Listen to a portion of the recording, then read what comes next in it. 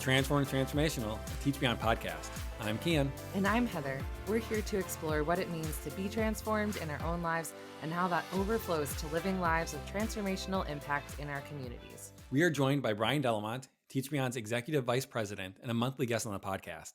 Welcome back, Brian. Hey, Keane. Hi, Heather. Great to be with you guys again. Great to have you back as we end this year. It is really hard to believe that it is the end of 2023, the last episode. We've had some great conversations this year, and so glad to be able to end the year with you, Brian. Thank you. It's good to do. Yeah, I'm excited with the timing of this episode coming out. We got just a few days before the year transitions over to the next one. And so I'm curious, do you guys have any annual traditions you do as the year changes? Do you make New Year's resolutions? Do you do that kind of stuff? I know for me and my wife, we do regularly come up with a list of goals for the year. We don't call them New Year's resolutions. We just call them goals. And we see what kind of things we want to do for the next year. And we always get to look back over the previous year's list and see how we did. See the ones that we easily marked off, see the ones we just totally forgot we even put on our list in the first place. It's kind of a fun thing we do each year. So you don't necessarily review those throughout the year. It's just like things that you want to keep in mind and then you kind of see what happens with it. Yeah, we've occasionally remembered to look at it in like November and they're like, oh, we do have to do that one thing. And we realized, oh, it was actually really easy to do. We just totally forgot it existed. But most of the time we don't regularly check up on it. That's I love the looking at it in November part. That's good. A lot of people who are feeling accountability pressure, they just relaxed right now. They're like, oh, these are my people. Yeah, perfect. That's so great. I think for me, for my wife and I, we've gotten together with sort of our small group and various iterations of our small group, often on New Year's Eve. And that's just kind of a great time to do this look back, look forward piece, you know, and I think every year has kind of seasons and high points and low points. And it's just good to be together with sort of your people. Even if it's just like 3 or 4 other people, to be able to do that and just process and share about that. It's also kind of what coaches do. So it's a bit of a coaching thing. Not that we're not coaching our small groups here, but that process of reflecting with a close group of friends that have been a part of a lot of that year, that's been really, really meaningful. And we've been doing it for a long time. So it's pretty cool. That's so great. I love that you both have intentional annual practices of reflecting. I think that's so helpful. I feel like I don't have anything that's consistent year to year, but more recently have been trying to keep lists of what's life-giving and life-draining each month. So as I go through the year, I may have shared about this before, actually keeping track. There's some blank pages in the back of my planner, my calendar planner. And so I have one for each month. So then the end of the year is kind of a time to look back at that and try to find patterns of what is life-draining and life-giving to help inform the following year. But I would like to develop more of a practice of like what I'm going to do with that. So this is good to be thinking about. Maybe even some of this end of the year reflection is, what do I want to build in as a practice of end of year reflection, you know, to make time for that, to get together with someone you want to work on that with, or to, you know, schedule it in. And I know for me, at least, it feels like I want this to happen on New Year's Eve or New Year's Day. Like, here's the page turning, right? But at the same time, there's opportunity for this anytime if, you know, we're traveling or being out of our typical routines over the holidays can mean that we have more time for this or less. So, you know, giving ourselves the grace to do reflection as it comes, as the year ends. And so, yeah, maybe we can start here with, what are your thoughts on why it's important to spend time reflecting, planning ahead, you know, thinking through what kind of is the biblical basis for reflection? Yeah. Great start, Heather. And just to cycle back to something you said just a sentence or two ago, I actually really love that you don't sort of hang it all on New Year's Day. I think a lot of people, it's a sense of like, oh man, like I either missed the bus and now I'm going to aimlessly wander through my year because I didn't do that at that particular time. And I think what we're talking about are things you literally can do every day, as we walk through this podcast. And so knowing that day is an opportunity is really, really helpful. And it also sort of lifts this burden of guilt of, like Kian mentioned, like resolutions or whatever. And it's like, oh man, how Sure. committed am I to this? And how bad should Yeah. I feel that we're, now it's November and we just remembered that one point. What was it? Yeah. I think the idea of giving yourself freedom after the year or starting kind of in the middle of the year, there's been a number of years where I've tried to read the Bible in a year and I Mhm. Mm, fail at some point. At the end of the year, I totally failed and then I have to start over again. Versus the Right. one time I did it and I finished after a year and a half reading the Bible in Yeah. a year. And it was Yeah. actually, I got it done versus Yeah. yeah. Right. failing and then starting over again and then starting over again. Right. I don't know Right. why it was such a big thought of mine to all of a sudden just keep Mm. going and extend the year. Mhm. But that Yep. really Yeah. did allow me to actually finish the goal. Love it. That's such a good point. And I think this actually really reminds me of my experience as a teacher that I really wanted to start a classroom management plan or start something new, either at the beginning of the school year or at the beginning of the calendar year, which in some contexts is at the same time. And that's even like extra, beginning energy. And I just think Hmm.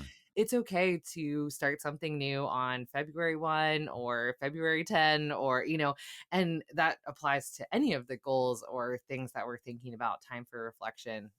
There is something particularly notable about this time of year, though, that can lead us into reflection naturally, though. And so, in light of that, we're going to dive into some reflection and looking ahead in our episode today. And maybe we can start there. Like, why would we spend time reflection? What is kind of the biblical basis for looking back, looking ahead? What are your thoughts on that, Brian? Hmm. Great question, Heather. I think this process of reflection really is part of our humanness. I think it is part of us being created in God's image because God has a plan and God reflects and we see so much through the gospel and how this narrative goes from Genesis to Revelation that God is always doing something. And Mm, so he's looking back and going, okay, how can how can I help you people understand more and more and more of who I am? mm, Because this is what I have for you. So mm, I think that's part of the heart of God, as complex and thick as it is to try mhm. to go, how does that work even in a God who has no time? Like it works in Right, an eternal time frame. How do you right, look back and look forward? But I right. think the fact that we do this as humans reflects God's work in our lives. And if we were to, look at scripture, there's just example after example that we can take a quick look at and see where that goes. Yeah. And I think the fact that we're human and not God is what distinguishes us in needing to actually stop, pause, schedule, take time to look back and look ahead because we're mirroring or imaging God in his ability to do that or his doing that is outside of time, that Yeah. even inside time we are taking note of that and following that linear time to look back and look ahead. So as we have talked in the past with you, Brian, about coaching, you always leave us with a reflection question each month. This episode, we're just going to spend the whole time talking about 5 different coaching questions that can help guide our end of the year reflection and thinking about 2024. So maybe it's time to get out something to write on with these, or you can check the show notes and reference back to this when you're doing your own end of year reflection. So our first question is, what are you proud of, or what do you want to celebrate? So let's talk about this question. Why is it important to celebrate? Where do we see this in scripture? What are your thoughts on that, Brian? Yeah. Oh, so much there. I mean, we see this right in the creation narrative. Um, God makes something, and then you hear, and it was good. So God is actually stopping at the end of a segment of activity and going, that I like that. This reflects who I am, and we see this amazing conversation even within the Godhead right at creation. So I think we do have a God who is intentional and reflects on what He has done, and makes declarations about it. We see all through the Old Testament when God is trying to create a nation out of Abraham and all of Abraham's descendants. He gives them a series of festivals that remind us of this biblical narrative. There's Passover in Leviticus 23. There's the Feast of Unleavened Bread and First Fruits, and the Feast of Weeks, or Pentecost, which we then see God do a different thing with in the New Testament context, where we have, Acts and what God does with that festival. There's the Feast of Trumpets, the Day of Atonement, all of these things foreshadowing both I called you out of Egypt as my people to become even more of my people. And all of these things, God has just put a litany of stuff in place for us to remember. And then if we look at the Word made flesh, which we've just celebrated in this Advent season, if we look at the Word made flesh, where do we see Jesus show up and celebrate? Um, we see it at a marriage supper. We see him, and we remember marriages because we have anniversaries and we look back, and even at funerals, as difficult as they are, funerals are times where we're wired for remembrance. And this is where Jesus takes the Passover meal, something that had deep, deep roots and connection, and shifts what that remembrance looks like. And so we look back, but we also look ahead, because Jesus took this Passover meal and he says this astonishing thing to his disciples there in the upper room. He says, I won't drink of the fruit of the vine again until I drink it new with you in my Father's kingdom. Mark 14:25. And so Jesus takes this meal that is a meal of remembrance, a meal of looking back, and puts this forward trajectory to it to say, we will do this together, and it will be even much, much more than it is right now, more than you can even comprehend. And I won't participate until you're all there at the table with me, the marriage supper of the Lamb. So I think for us to look back and look ahead just reflects the whole way God reveals himself to us and all of these memory tools that he loves to give us. So as we look at, things like all of the feasts, Jesus at weddings and so many things, having meals together, these are all moments that God gives us really for intentional celebration. And celebration so clearly matters to God. The heavens declare his glory, like all creation sings. So I don't think we have to worry about, whether we are allowed to celebrate. I think it brings great delight to God's heart. We can ask ourselves, what am I celebrating and why? But we should be a people who celebrate a lot. I love that, especially as you mentioned the funerals. And I think of the Old Testament where they reference he's the God of Abraham, Isaac, and Jacob, and how those names mean a lifetime worth of memories of events, things that God had done through history.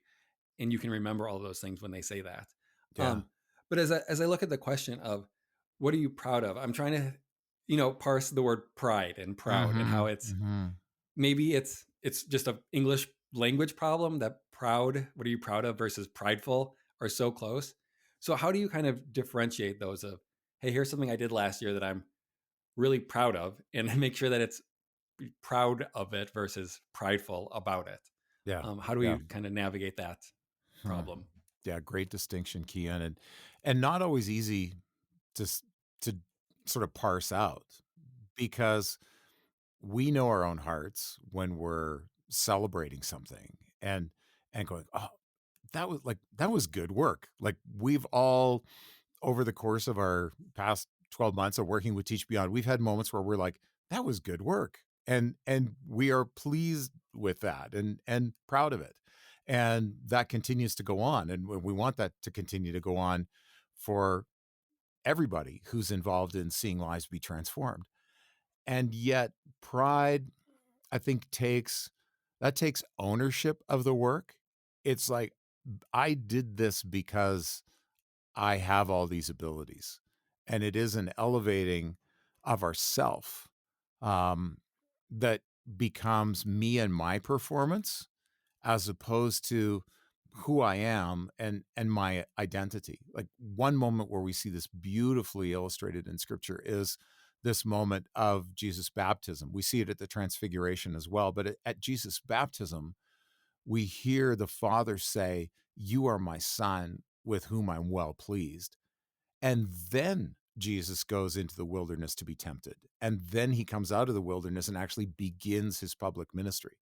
So the Father's delighting in the Son and is proud of him, is celebrating him because of who he is, not because of his performance.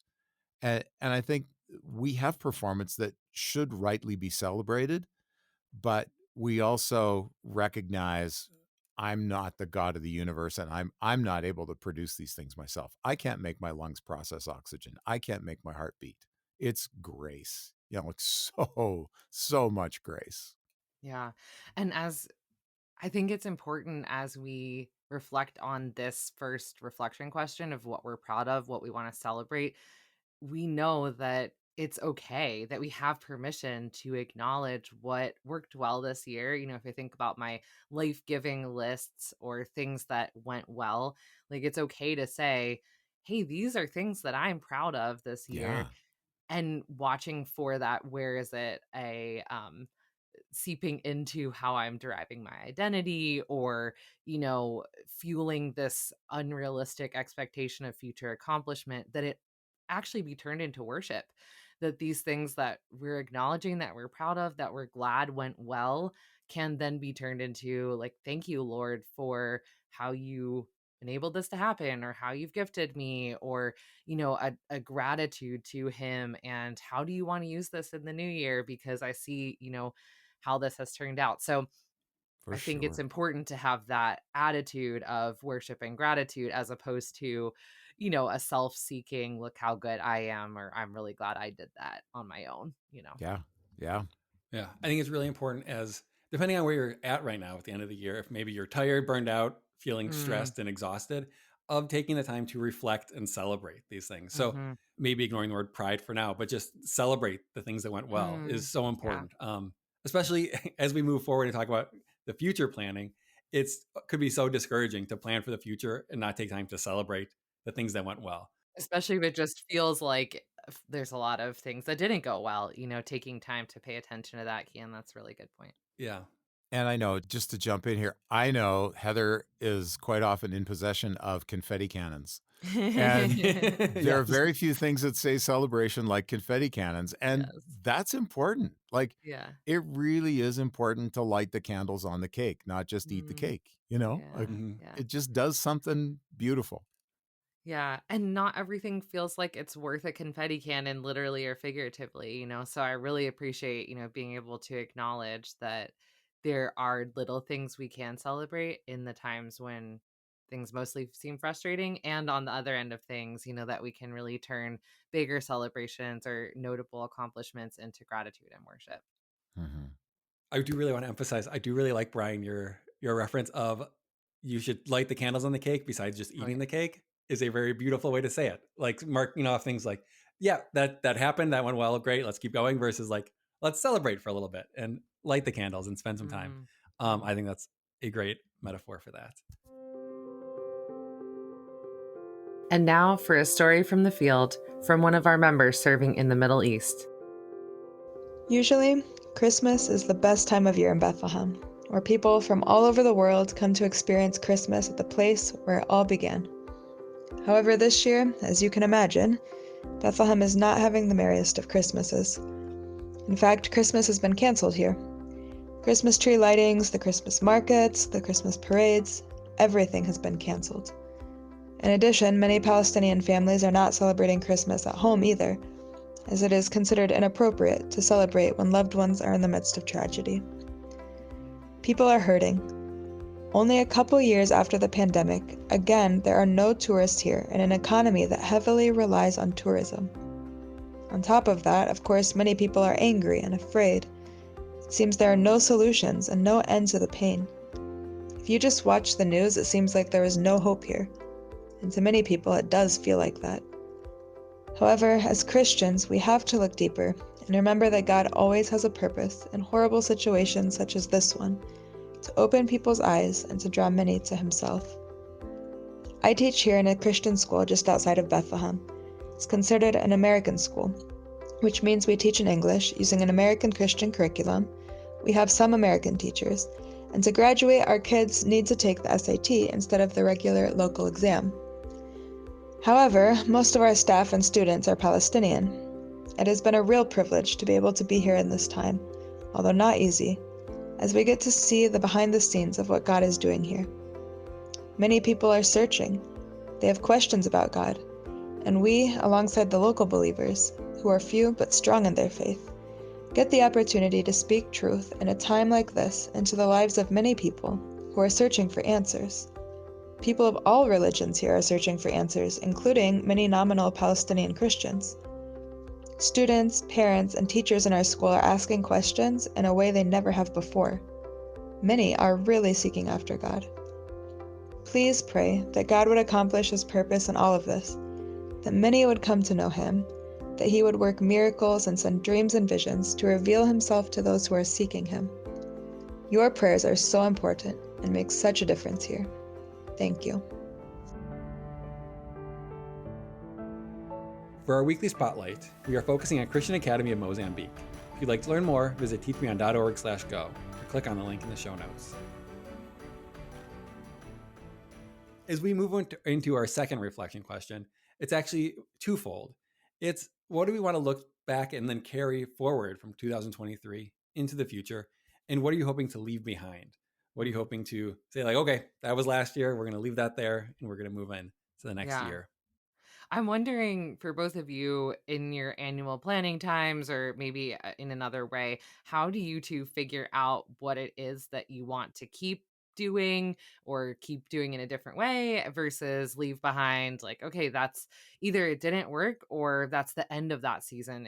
It's accomplished, it's done. We don't need to keep doing that anymore.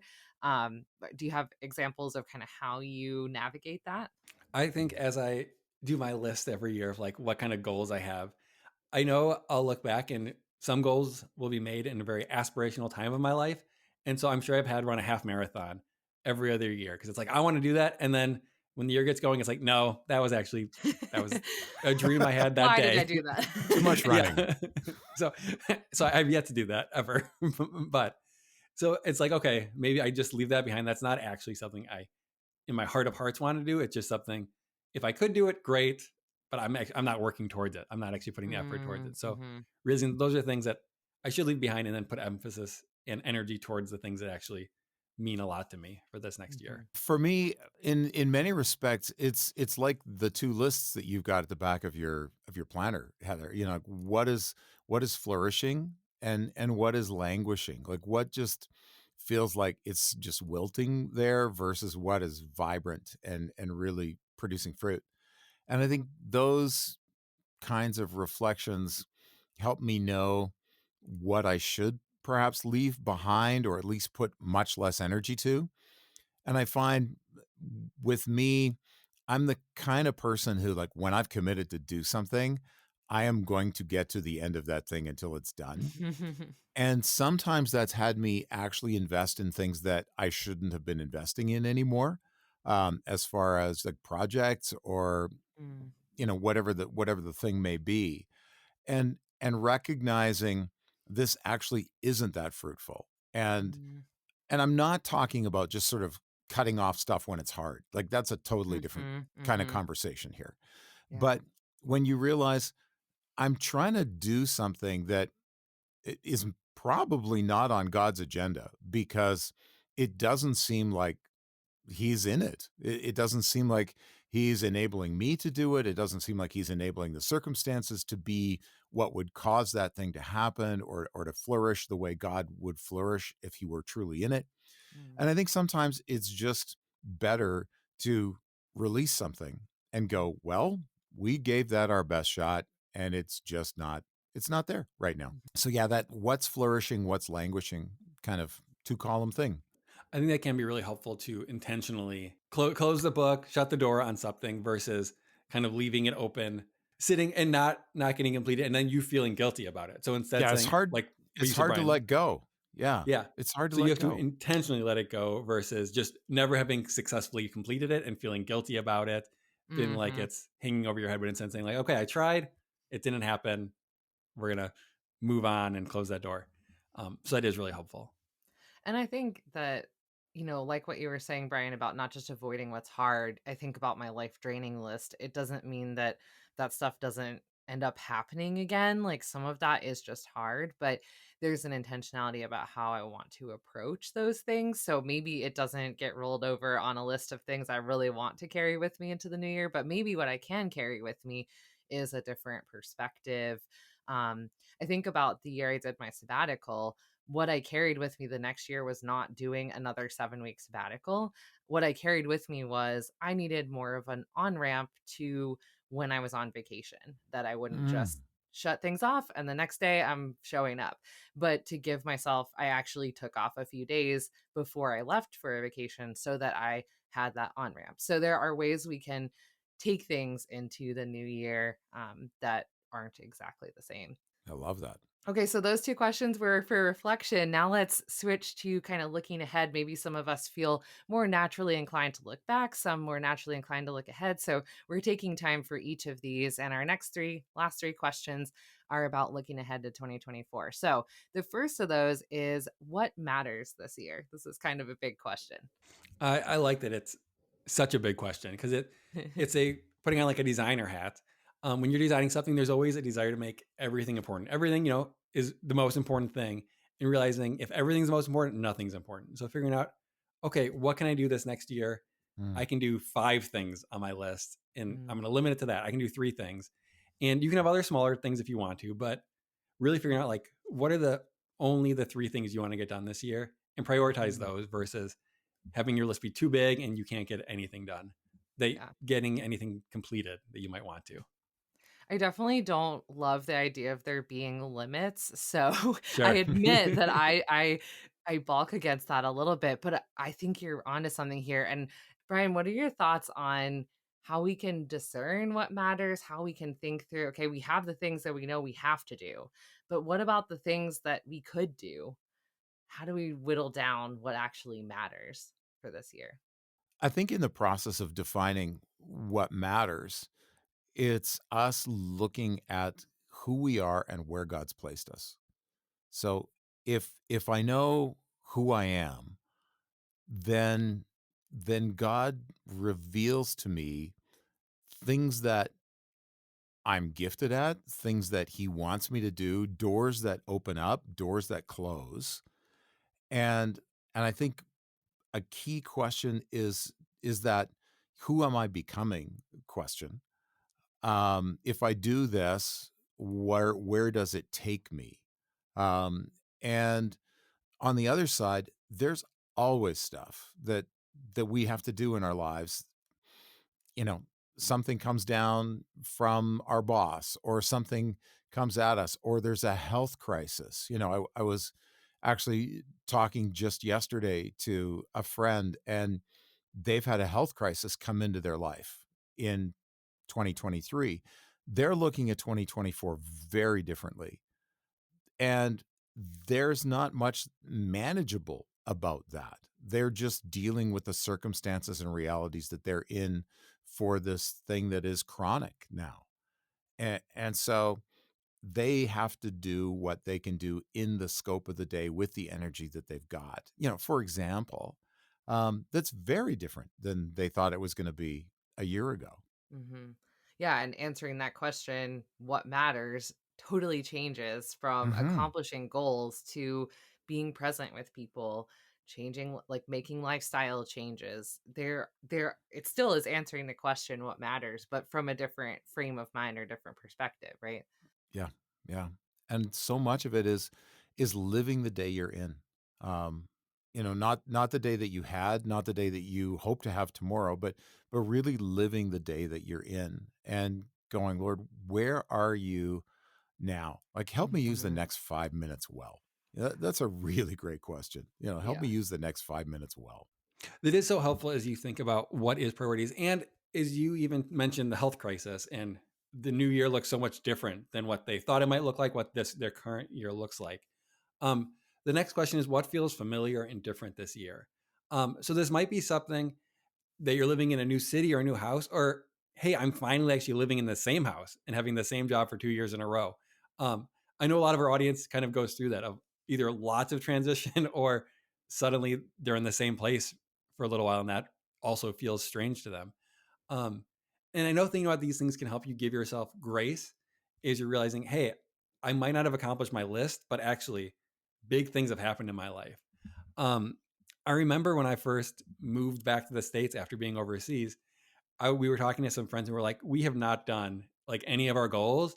And they looked at us shocked and you're like, really? You like moved back to a new country, to your original country. You bought a house and a car and some other things. And it was like, oh yeah, those one items on a Those list are things. actually huge. Like those things take months of like planning and I preparation and know. work Yeah. versus it was like one checkbox compared to a list of like 20 checkboxes. So That's so true. realizing the things that are different and familiar can really just open up grace to yourself or Yeah. realizing the differences. Yeah. Yeah. And just that process of going, what does feel familiar and Mm-hmm. what does feel different helps you get vocabulary Mhm. Yeah. for some of the feelings that you're feeling. Like it wasn't until your friends pointed out, Hey, don't you guys realize like you've moved, Yeah. you've found a place to live, you've got a car, like all these, you've done all these things." And Mm-hmm. sometimes just in the whirlwind of life, we lose that there actually have been these amazing things that we've been able to do in this both familiar situation in some senses or a different situation in another sense. Mm-hmm. So I think asking that question is really, really important for us multiple times through the year.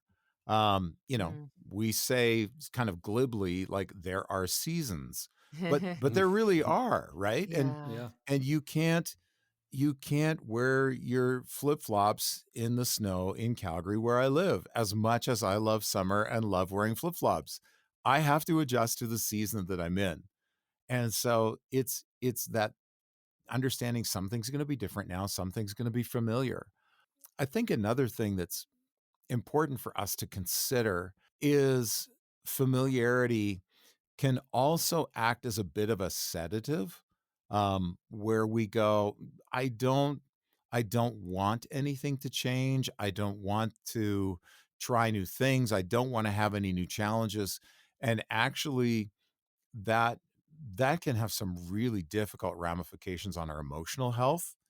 And I do want to just in quick brackets here say, if you're struggling with emotional and mental health issues, seek help. We want to just applaud that and say seek help. But sometimes being stuck um, feels like I just can't do anything different than what I'm doing now because it's all I know. So it's familiar, but it may not be helpful.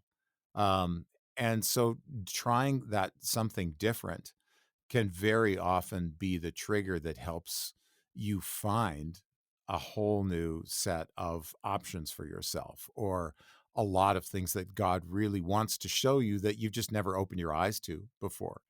I mean, even within Teach Beyond, we have people working all over the world, and a good number of us have gone from, familiar place A to unfamiliar place B. And God's done amazing things in that context, but it's also been hard. So that what's familiar, what's different, great question to ask. And it will take you places as you reflect. Yeah. Well, we're coming to the end of our time, and we have one final question, which is looking for a year from now. If we imagine being in the same place again at the end of 2024 and looking back, what do we hope we see? Kind of another way to word that. And personally, I love that this isn't a 5 year plan or assuming that we know everything about the coming year, because that's really hard for me to think longer term than that. But if we can Mm. just put it in the frame of 1 year. And I mean, Brian, just a few minutes ago, you mentioned the next 5 minutes even. So I wonder if we can take this, quarter by quarter or by season next year. That's fine to kind of break things down a little bit more. But looking ahead to the coming year can help us imagine and then decide what we need to do to get there, right? So, yeah, as we think about that question, what comes to your mind? I think there's almost levels to it. Like even in what you were just saying there a second or two ago, what do I want this to look like once a quarter, or what do I want this to look like in at the end of the year? And we really only get the moment we're in. This is the complexity of being human, and this is the reality, like we talked at the beginning, of being created in God's image. We are at this space and time, and I have this breath, this heartbeat, and God places this opportunity or decision in front of me right now. I don't get to make my decision from a half an hour ago all over again, and I can't make the decision that's 2 days ahead yet because I don't even know what's coming. So some of it is this very rudimentary sense of discipleship that says, following Jesus, becoming all that God intends, is just a series of yes no questions so often. Am I going to choose to do this thing that will make me more like Jesus right now? If I'm saying yes to that, then I'm setting trajectory. And then God gives us opportunities, kind of like these Old Testament festivals did, to have checkpoints in the trajectory of a year. So as you get to Passover, as you first enter the new territory and you're celebrating, we've come out of this and we're going into that, being a completely new people in a completely new place. That's the celebration of Passover. So we have this sort of mile marker that says, what are you hoping for? Where will this trajectory take you? Because there were a bunch of people there who, were very shortly thereafter ready to turn around and go back to Egypt because Egypt was so awesome. We had leeks and garlics and everything was great. In just a matter of days or weeks, they were ready to lose the plot entirely. And so God gives us these moments to say, maybe it's once a year. There's a calendar year. Okay, what are you going to think about now that 12 months from now will really, really matter to you? And what actions and steps will you take to get there? What resources do you want to access? What changes do you want to make in your thinking? What books do you want to read? Who do you want to spend more time with? Where do you want to spend less of your time? Maybe it's less video games. Maybe it's less doom scrolling on your social media. You know, but it's these kinds of things that are these little 5-minute decisions, and yet over the course of a month or a week or a quarter or a year, we have opportunity to kind of reevaluate. That's another one of the beauties, just to put something completely different in the conversation here. That's one of the beauties of Sabbath. God has given us this regular routine that says, take your hands off the wheel and rest and reflect and worship because I am enough for this day. And so Sabbath is this natural inflection moment in our life that can also really help us as we go through to a new year. So yeah, lots of tiny points there if you want to connect the dots. I do love you brought in the Sabbath at the very end, and just the idea that what you want yourself to look like at the end of the year, what you want it to look like, is a long time to realize, oh, I messed up. Like this whole past year hasn't worked out the right way. Versus if you do it weekly and kind of have some time to pause and reflect and have an inflection point, you get a lot of time to correct and adjust and make new decisions. Versus getting to the end of the year and realizing like, oh, the last year didn't look the way I wanted it to look. So I think that is helpful as you are also planning for the future, is planning these more regular weekly, which just happens to be the way God lined it up, times to look back. I think that's great. And Brian, I think you're asking the question, not only what do you hope this will look like, but who do you hope you will be at the end of the Yes. next year, and then the trajectory beyond that. And I love that slight change to remind us that the what we do is either shaping who we are becoming, or is in line with who we want to become, if we think about it that way. And so looking ahead to the new year, as we think about the choices we're making in this moment and the things that are making it to our list of goals, or even onto our calendars, that we think about who we're becoming in the process of those very practical steps. So that's really helpful. Well, thank you so much for walking with us through these 5 questions and giving us some different thoughts. I really enjoyed talking with both of you about this. And we usually end our episodes with a reflection question, Brian, but you've given us all of these. It's just 5 reflection questions. Yeah, exactly. We've used this whole episode to spend time thinking about reflection questions that we can carry into this reflective season, this end of the year and starting of a new year. And so, yeah, I hope that these will help each of us too, to be reflecting on this past year and leading into the new year ahead. Brian, so thank you so much for coming. But before we let you go, we have one final question, and you know the question well. And I wish it could be for the whole year, but we're just going to do this week. And what is one thing that's changed in your life this week? So something obviously big or small, you can decide where to go. I'm glad you're not throwing it on us in the moment to change for what was changing our lives the whole year, because that would be a lot to think about. That would be. And I'll go first. The thing that's changing my life, and this is not based on the calendar, it just so happened, but I have a notebook, a journal kind of thing that I carry around all day. And I just finished filling up one yesterday. So I'm starting a new one, which is always fun. It's fun to kind of close it. Secretly, one of my favorite joys about closing one and being done is I get to put it away and make sure I don't lose it. Because the entire time I have it, I'm worried I'm going to lose it somewhere. So once one's done, I get to put it away and open up a new one and start filling it out again. So that is a big thing changing my life this week. That's great. Well, what's changing my life right now is actually I've had a lot of lower back pain in recent weeks. And so using my heating pad has actually been really helpful. So that is just a small thing that's been a big thing for pain level, is using my heating pad. So Brian, what is changing your life? That's great, you guys.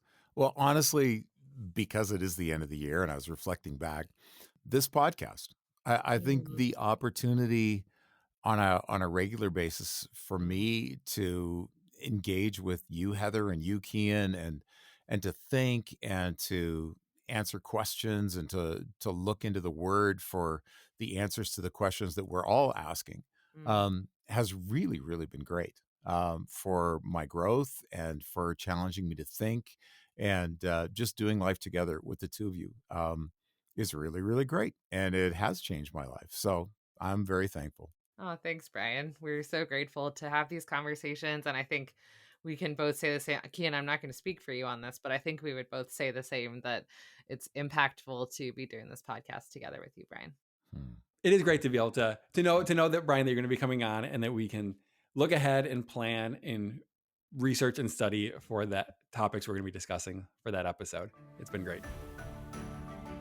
I'm really glad to have these 5 questions to help guide my reflection time this year as I'm looking back, going over my life-giving and life-draining list that I mentioned, and looking ahead to the new year. And I should also mention that the life-giving and life-draining lists, that wasn't my idea. Those are taken from Emily P. Freeman's Next Right Thing guided journal, which I'm pretty sure I've mentioned as something that's changing my life in the past. And so that's something that I have carried with me into subsequent years to be able to do the life-giving, life-draining list. Definitely a helpful practice, and I would recommend it if you're looking for something to start doing in the new year. We will list out all 5 of the reflection questions in the show notes, as well as on social media, so be sure to check them out. This brings us to the end of our final episode of 2023. Thanks so much for joining us for this conversation, and we're looking forward to all that lies ahead in the new year.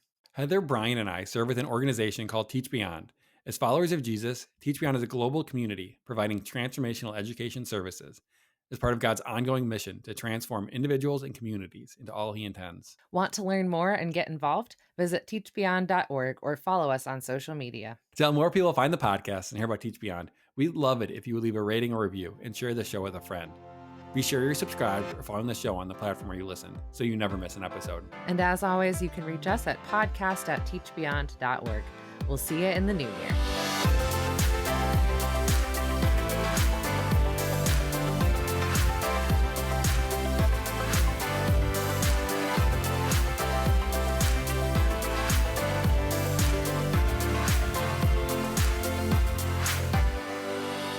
The mystery word for this week is services.